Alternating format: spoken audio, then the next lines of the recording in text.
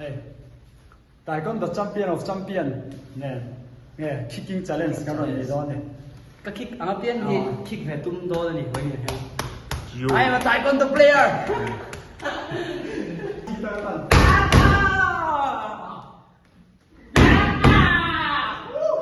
Level 1.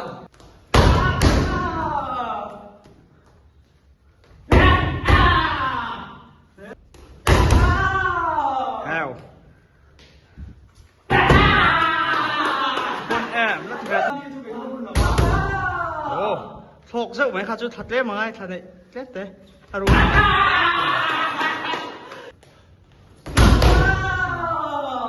Thật lên để ngay thật lên.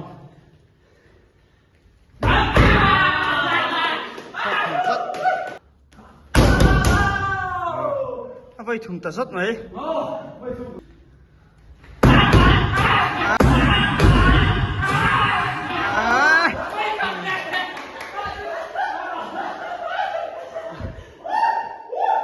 Bắn thế mày.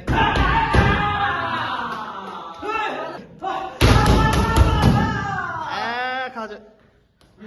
Khủng thật. Vậy gặp tôi phải tôi thì khó. 1, 2, 3, 4, 5.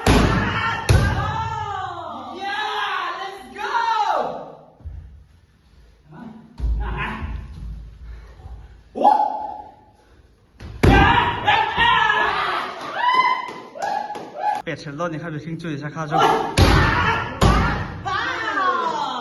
Hell.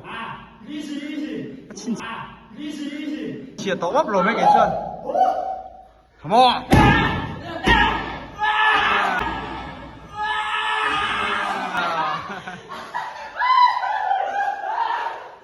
Đi chứ.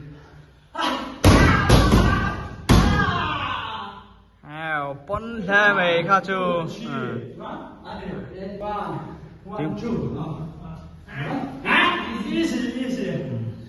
Easy man.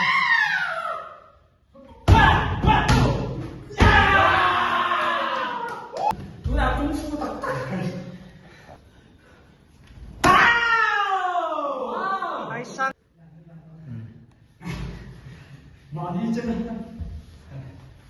Kick vào tôi. Kick vào về tất rồi. Eo eo. Rồi nó hành giang rắc rắc em. Sakit vào tôi. Rồi thì về lại tôi này. Chết cả ring.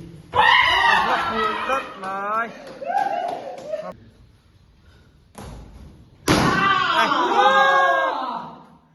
Tiếng gì khác khác thì thế cả thiếp lâu nè.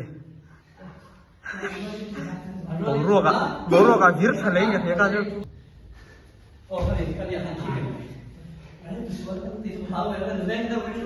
Cái gì xuống rồi.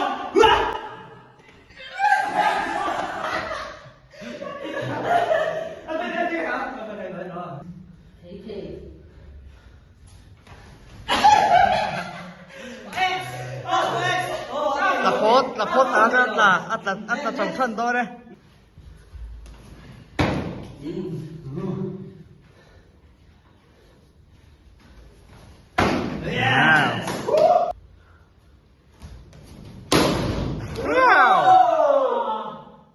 Kung Fu Master.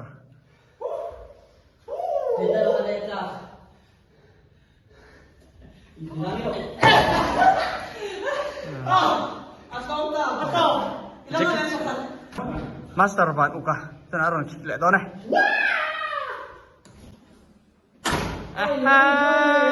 Viết per mấy cái chứ, muốn đâu cả.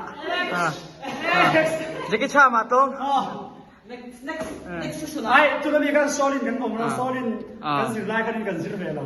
Next session. Thì mình sẽ tiếp tục ba vấn đề mà bộ aputar to. Mr. Vina. Kapten ang professional. Kan solid. Kan lo be. Oleh.